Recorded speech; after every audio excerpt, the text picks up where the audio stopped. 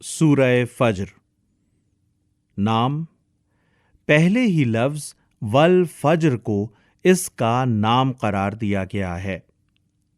زمانہ نزول، اس کے مضامین سے ظاہر ہوتا ہے کہ یہ اس زمانے میں نازل ہوئی تھی جب مکہ معظمہ میں اسلام قبول کرنے والوں کے خلاف ظلم کی چکی چلنی شروع ہو چکی تھی۔ اسی بنا پر اہل مکہ کو عاد اور سمود اور فرعون کے انجام سے خبردار کیا گیا ہے۔ موضوع اور مضمون، اس کا موضوع آخرت کی جزا اور سزا کا اثبات ہے جس کا اہل مکہ انکار کر رہے تھے۔ اس مقصد کے لیے جس طرح ترتیب وار استدلال کیا گیا ہے اس کو اسی ترتیب کے ساتھ غور سے دیکھیے۔ سب سے پہلے فجر اور 10 راتوں اور جفت اور طاق اور رخصت ہوتی ہوئی رات کی قسم کھا کر سامعین سے سوال کیا گیا ہے کہ جس بات کا تم انکار کر رہے ہو اس کے برحق ہونے کی شہادت دینے کے لیے کیا یہ چیزیں کافی نہیں ہیں؟ آگے حواشی میں ان 4 چیزوں کی جو تشریح ہم نے کی ہے ان سے آپ کو معلوم ہو جائے گا کہ یہ چیزیں اس باقاعدگی کی علامت ہیں جو شب و روز کے نظام میں پائی جاتی ہیں، اور ان کی قسم کھا کر یہ سوال اس معنی میں کیا گیا ہے کہ خدا کے قائم کیے ہوئے اس حکیمانہ نظام کو دیکھنے کے بعد بھی کیا اس امر کی شہادت دینے کے لیے کسی اور چیز کی ضرورت باقی رہ جاتی ہے کہ یہ نظام جس خدا نے قائم کیا ہے اس کی قدرت سے یہ بعید نہیں ہے کہ وہ آخرت برپا کرے، اور اس کی حکمت کا یہ تقاضا ہے کہ انسان سے اس کے اعمال کی باز پرس کرے۔ اس کے بعد انسانی تاریخ سے استدلال کرتے ہوئے بطور مثال عاد اور سمود اور فرعون کے انجام کو پیش کیا گیا ہے۔ جب وہ حد سے گزر گئے اور زمین میں انہوں نے بہت فساد مچایا تو اللہ کے عذاب کا کوڑا ان پر برس گیا۔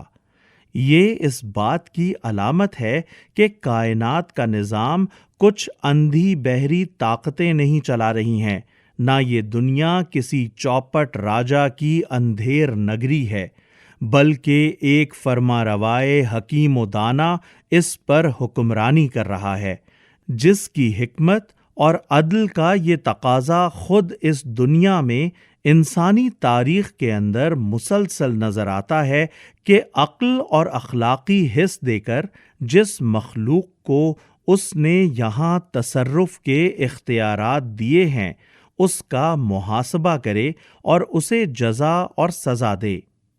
اس کے بعد انسانی معاشرے کی عام اخلاقی حالت کا جائزہ لیا گیا ہے، جس میں عرب جاہلیت کی حالت تو اس وقت سب کے سامنے عملاً نمایاں تھی، اور خصوصیت کے ساتھ اس کے 2 پہلوؤں پر تنقید کی گئی ہے۔ ایک، لوگوں کا مادہ پرستانہ نقطہ نظر، جس کی بنا پر وہ اخلاق کی بھلائی اور برائی کو نظر انداز کر کے محض دنیا کی دولت اور جاہ و منزلت کے حصول یا فقدان کو عزت و ذلت کا معیار قرار دیے بیٹھے تھے، اور اس بات کو بھول گئے تھے کہ نہ دولت مندی کوئی انعام ہے، نہ رزق کی تنگی کوئی سزا، بلکہ اللہ تعالیٰ ان دونوں حالتوں میں انسان کا امتحان لے رہا ہے کہ دولت پا کر وہ کیا رویہ اختیار کرتا ہے اور تنگ دستی میں مبتلا ہو کر کس روش پر چل پڑتا ہے۔ دوسرے، لوگوں کا یہ طرز عمل کہ یتیم بچہ باپ کے مرتے ہی ان کے ہاں قسم پرسی میں مبتلا ہو جاتا ہے۔ غریبوں کا کوئی پرسان حال نہیں ہوتا، جس کا بس چلتا ہے مردے کی ساری میراث سمیٹ کر بیٹھ جاتا ہے اور کمزور حقداروں کو دھتا بتا دیتا ہے۔ اور مال کی حرص لوگوں کو ایک ایسی نہ بجھنے والی پیاس کی طرح لگی ہوئی ہے کہ خواہ کتنا ہی مال مل جائے ان کا دل سیر نہیں ہوتا۔ اس تنقید سے مقصود لوگوں کو اس بات کا قائل کرنا ہے کہ دنیا کی زندگی میں جن انسانوں کا یہ طرز عمل ہے ان کا محاسبہ آخر کیوں نہ ہو۔ پھر کلام کو اس بات پر ختم کیا گیا ہے کہ محاسبہ ہوگا اور ضرور ہوگا، اور وہ اس روز ہوگا جب اللہ تعالیٰ کی عدالت قائم ہوگی۔ اس وقت جزا اور سزا کا انکار کرنے والوں کی سمجھ میں وہ بات آ جائے گی جسے آج وہ سمجھانے سے نہیں مان رہے ہیں، مگر اس وقت سمجھنے کا کوئی فائدہ نہ ہوگا۔ منکر انسان ہاتھ ملتا رہ جائے گا کہ کاش میں نے اس دنیا کے لیے کوئی سامان کیا ہوتا، مگر یہ ندامت اسے خدا کی سزا سے نہ بچا سکے گی۔ البتہ جن انسانوں نے دنیا میں پورے اطمینان قلب کے ساتھ اس حق کو قبول کر لیا ہوگا جسے آسمانی صحیفے اور خدا کے انبیاء پیش کر رہے تھے، خدا ان سے راضی ہوگا اور وہ خدا کے عطا کردہ اجر سے راضی ہوں گے۔ انہیں دعوت دی جائے گی کہ وہ اپنے رب کے پسندیدہ بندوں میں شامل ہوں اور جنت میں داخل ہو جائیں۔ بسم اللہ الرحمن الرحیم۔ اللہ کے نام سے جو بے انتہا مہربان اور رحم فرمانے والا ہے۔ والفجر، قسم ہے فجر کی، وليال عشر، اور 10 راتوں کی، والشفع والوتر، اور جفت اور طاق کی، واللیل اذا یسر، اور رات کی جبکہ وہ رخصت ہو رہی ہو۔ هل فی ذلک قسم لذی حجر، کیا اس میں کسی صاحب عقل کے لیے کوئی قسم ہے؟ آگے کی آیات پر غور کرنے سے صاف محسوس ہوتا ہے کہ رسول اللہ صلی اللہ علیہ وآلہ وسلم اور کفار کے درمیان جزا و سزا کے مسئلے پر بحث ہو رہی تھی، جس میں حضور صلی اللہ علیہ وآلہ وسلم اس کو ثابت کر رہے تھے اور کفار اس کا انکار کر رہے تھے۔ اس پر 4 چیزوں کی قسم کھا کر فرمایا گیا کہ اس حق بات پر شہادت دینے کے لیے اس کے بعد کیا کسی اور قسم کی ضرورت باقی رہ جاتی ہے؟ أَلَمْ تَرَ كَيْفَ فَعَلَ رَبُّكَ بِعَادٍ، تم نے دیکھا نہیں کہ تمہارے رب نے کیا برتاؤ کیا إِرَمَ ذَاتِ الْعِمَادِ،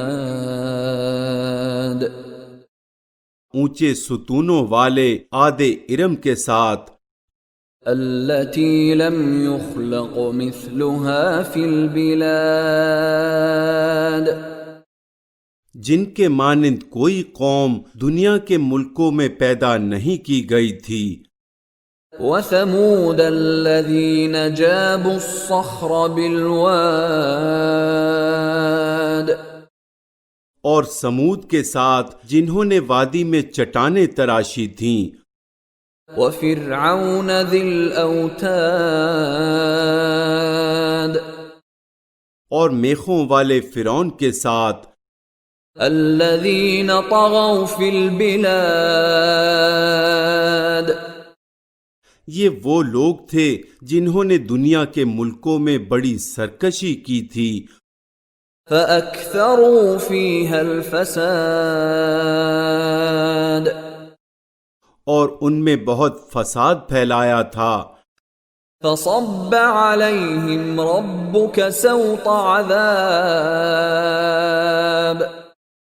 آخر کار تمہارے رب نے ان پر عذاب کا کوڑا برسا دیا۔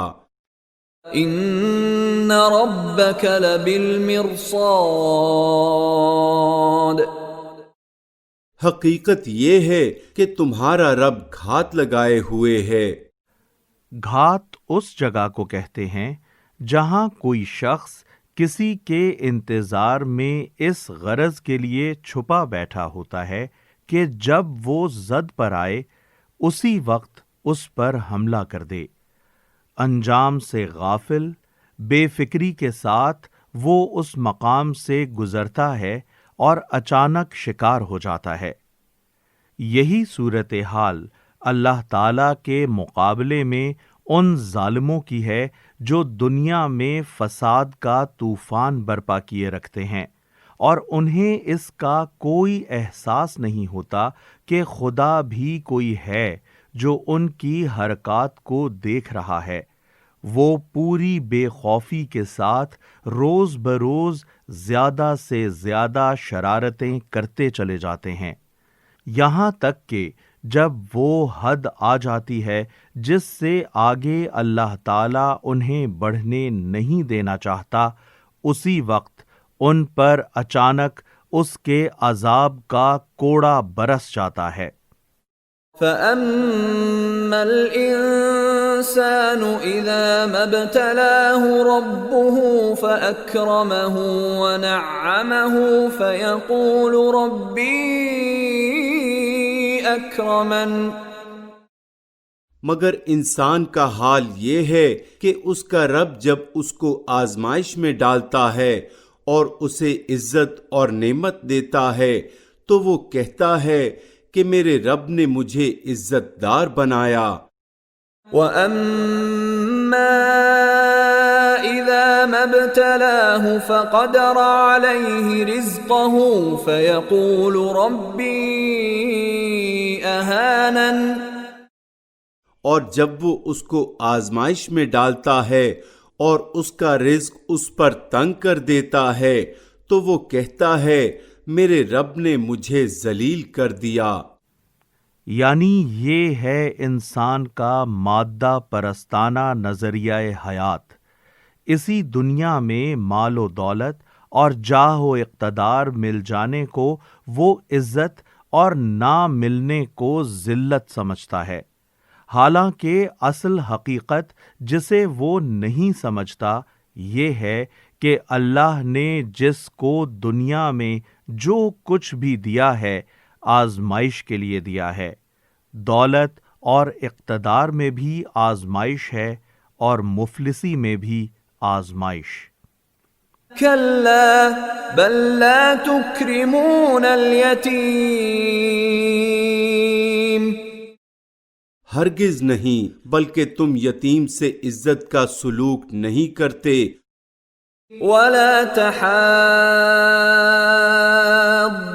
على طعام المسكين، اور مسکین کو کھانا کھلانے پر ایک دوسرے کو نہیں اکساتے۔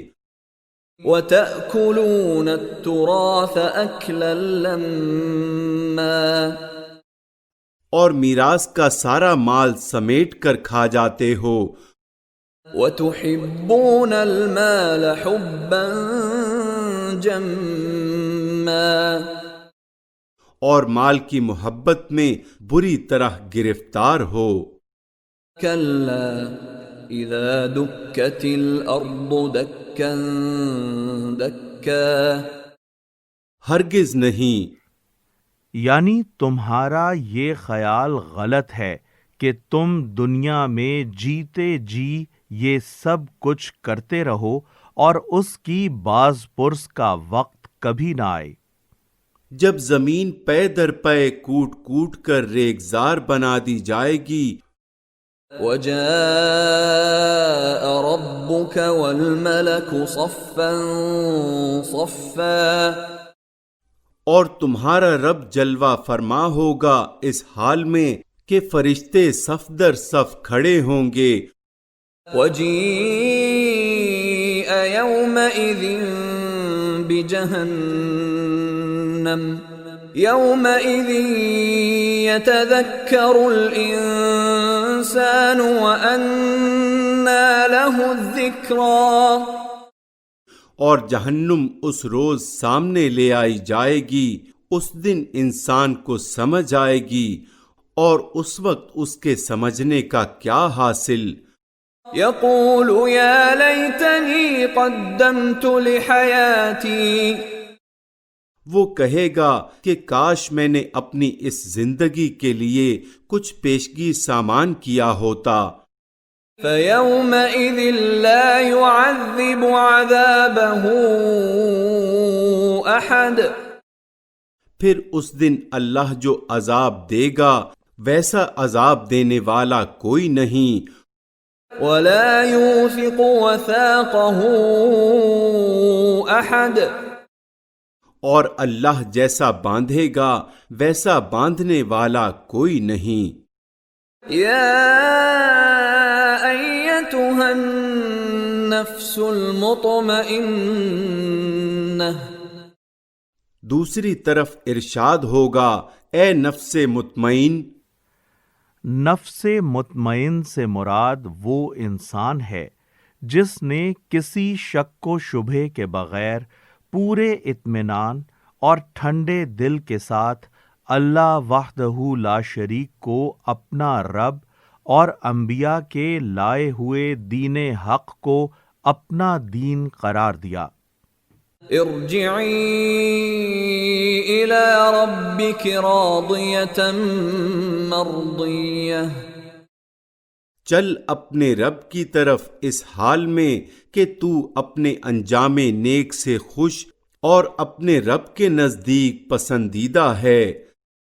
فادخلی فی عبادی شامل ہو جا میرے نیک بندوں میں. وادخلی جنتی اور داخل ہو جا میری جنت میں.